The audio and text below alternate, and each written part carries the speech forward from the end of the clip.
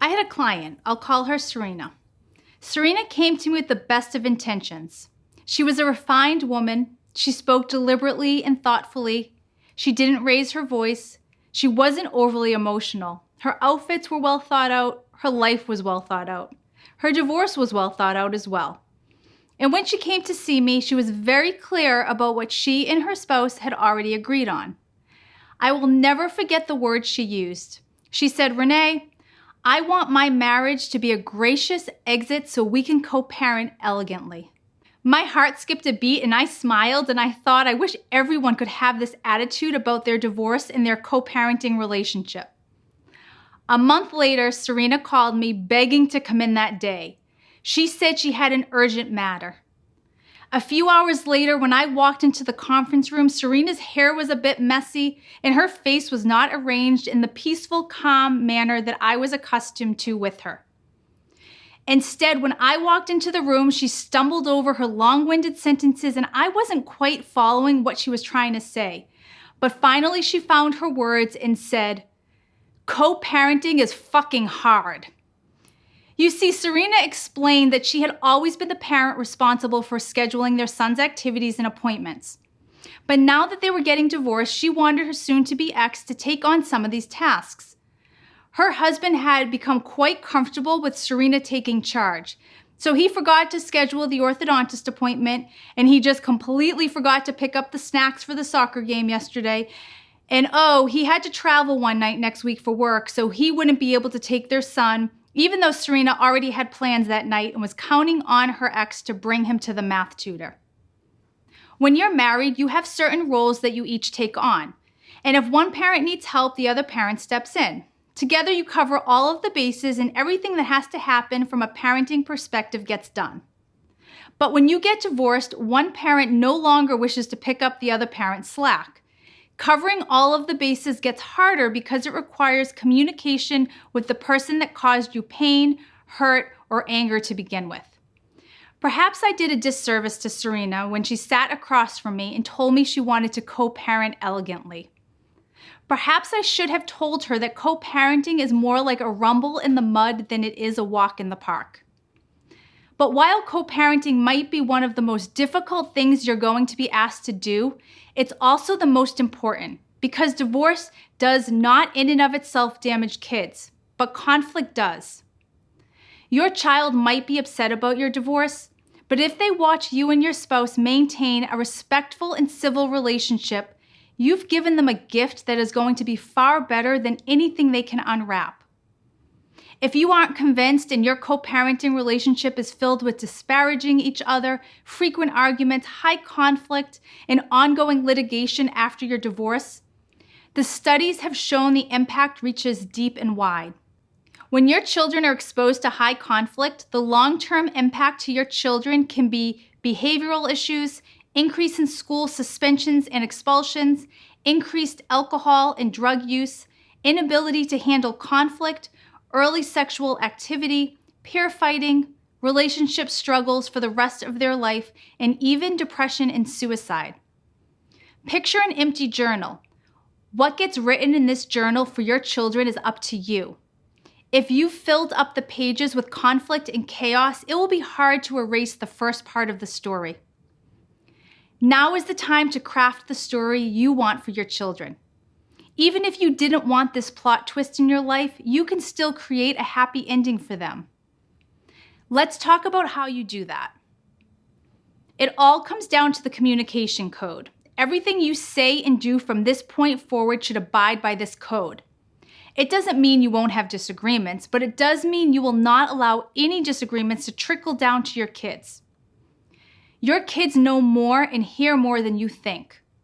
Following the code is a check-in for both your behavior and your spouse's behavior because often they're the ones guilty of breaking the rules as well. Stay with me because we will talk about what you can do when they respond in a way that doesn't meet the code standards. But first, what is the code? Code number 1 is always providing the other parent with information that you would like that parent to give to you.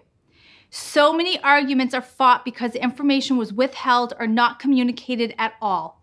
This includes schedules, events, school notices, medical information, grades, and sporting schedules. Essentially, communicate anything that you have information about that the other parent does not. But it doesn't need to stop there. You can share photos or maybe even something funny that your child said or did. This will be especially useful when your sweet cherub becomes a teen. Trust me, you will want all of the backup you can get. You want the same information from the other parent. You want to know if your child has said or done something silly or concerning. But don't wait for your soon-to-be ex to start communicating. You have to start first. Make a habit of it and be consistent. Eventually, your spouse will do the same. You are creating a behavior by showing them first by your own behavior. You are essentially saying to them, I'm going to respect you as a co-parent by keeping you involved and engaged when I have our child. While they may not immediately respond in kind, if you are consistent, they will more likely than not do the same because they will be accustomed to what you started sharing. They want to hear the story or see the photos too. They will start to appreciate the gesture. And because they're happy to receive the information, they will start to do the same. Consistency creates a habit. You are creating a habit of co-parenting with civility and respect. Got it? Good. Let's move on. Code number 2 is to communicate with your ex like you would communicate with your boss. Not everyone likes their boss, but do you swear at them? Do you send them an emoji of your middle finger? No, because if you did, you probably wouldn't have a job. The same rules apply here. Speak to your ex like you would speak to your boss. Speak with civility and respect. Period. Even if you don't feel that way about them, pretend you do. Because remember, this isn't about you or them. It's entirely about your child and creating an environment in which they can thrive. The goal is to avoid the black hole of conflict. These are the things that will automatically disrupt any and all exchanges. That means no swearing, name-calling, or yelling. No hanging up or intentionally being unresponsive to texts. No texting in all caps with 100 exclamation points. And no demands. I don't know about you, but when someone says I must do something, I will do everything in my power to not do that very thing. Now I know exactly what you're thinking. Well, if he calls me a name, I'm not going to sit back and take it. I get that. But you can only control you, and you don't have to show up for every fight that you're invited to. So I'm not saying you have to take it. I'm saying you don't have to match his negative energy.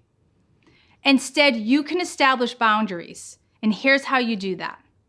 Let's say he sends you a message that says he wants to switch weekends because his family is coming to visit. And if you don't agree, you're a jerk because you always hated his mother. Not the best way to ask for something, right? Your immediate emotional response would probably be screw you. Maybe he then calls you and another name is thrown around. You hang up. You can picture how this goes down. At the end, nothing is resolved and you two just engaged in a harmful exchange that your child will know about to some extent. This argument became about the two of you when it's supposed to be about your child. So try this instead. When you receive the message, you can simply respond that you are open to discussing this with him, but you'd like to continue this conversation without name calling and suggest another time to do so. That might be in an hour or the next day. The point is you are walking away in that moment from the communication. You are diffusing the conflict rather than adding to it. But here's the catch. When you have the conversation, you show up and have a business-like exchange and you are flexible. You hear what he's saying and acknowledge and offer some alternative solutions if what he proposes is not acceptable.